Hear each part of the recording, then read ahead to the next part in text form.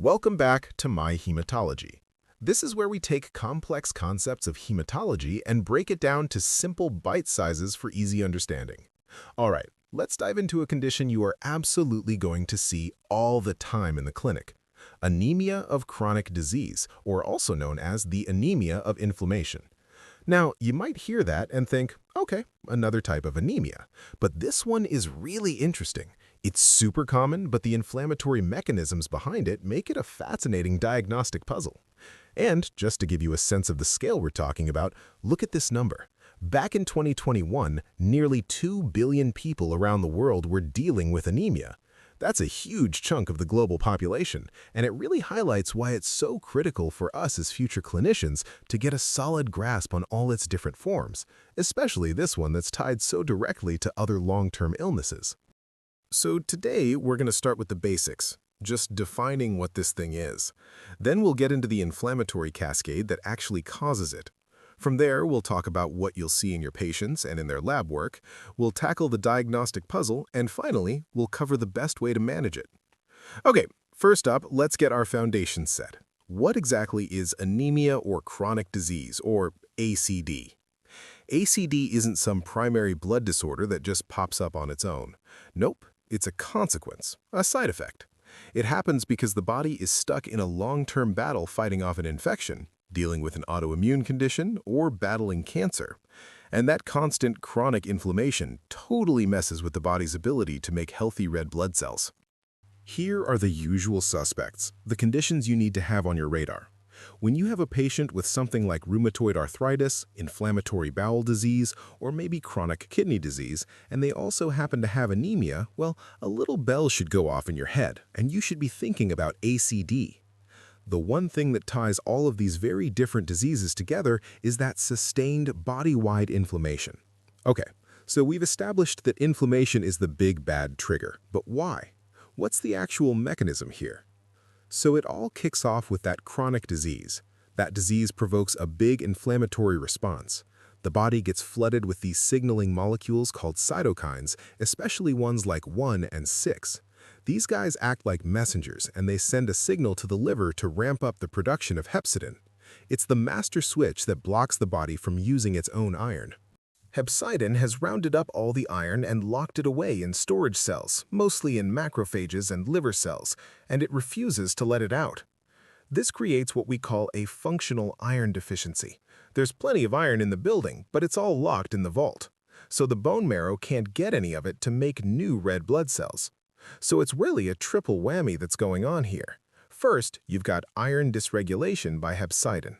Second, those same inflammatory cytokines go over the kidneys and suppress erythropoietin, or EPO, which is the exact hormone that tells your bone marrow to make red blood cells. And then to top it all off, the general inflammatory environment just makes red blood cells a little more fragile so they don't live as long as they should. It's a three-pronged attack that leads straight to anemia. Okay, so how are we supposed to actually spot this in a patient?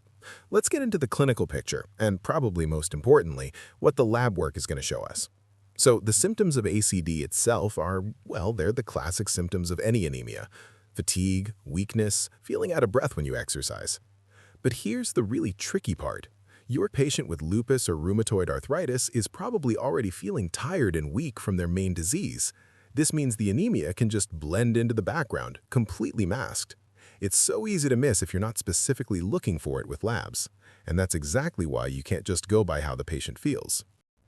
The real diagnosis comes from connecting the dots. You see the patient's history of a chronic inflammatory condition, and then you match that with a very specific pattern that you're going to find in their blood tests. This is where you make the diagnosis.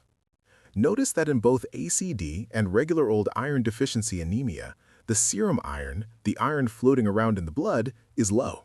But here's the critical difference. Look at the ferritin. Ferritin tells you how much iron is in storage. In ACD, the ferritin is normal or even high. The blood is starving for iron, but the body's iron warehouses are totally full. In true iron deficiency, those warehouses are empty, so ferritin is low. That is the key. Also, check out the TIBC, the total iron binding capacity. In iron deficiency, the body's desperate for iron, so it makes more transport proteins and the TIBC goes up.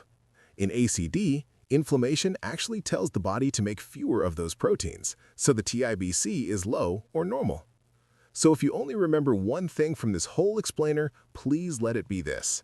In anemia of chronic disease, the iron warehouse is full, but the door is locked shut by hepcidin. So what about other causes? Well, telling it apart from a B12 or folate deficiency is usually a bit more clear-cut.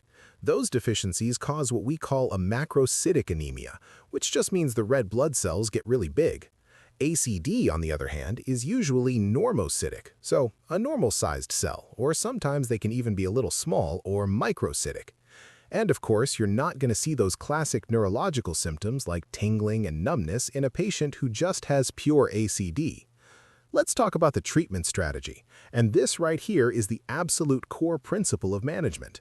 You don't really treat the anemia directly, not in isolation. You have to treat the root cause. You treat the rheumatoid arthritis, you treat the HIV, you manage the kidney disease. Why? Because when you get that underlying inflammation under control, the liver stops pumping out so much hepcidin, and the iron is free to be used for making red blood cells again.